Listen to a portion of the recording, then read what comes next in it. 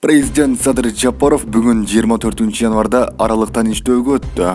Бул тууралуу маалыматты президенттин маалымат кызматы билдирди.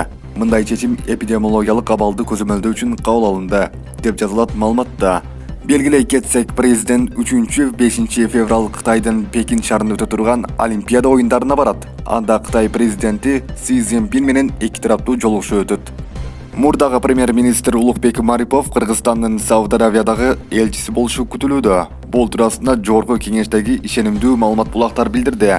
Мариповду аталган кызматка дайындоо маселеси бүгүн 24 январда эл аралык иштер, коргоо, коопсуздук жана миграция комитетинде каралат.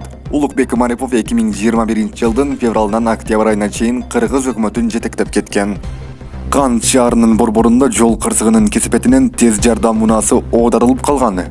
Жол кыймылынын коопсуздугун камсыздоо башкармалыгынан билдиришкенде, 24 январь саат 8:00 чамасында Lexus 470 үлгүсүндөгү унаа жана тез жардам унаасынын катышуусунда жол кырсыгы катталды. Тез жардам унаасынын жарык берүүчү жана үн коштоочу каражаттары иштеп турган, бирок жолдун кесилишинен жол тандабас бет маңдайынан чыгып, унаалар сүзүшкөн.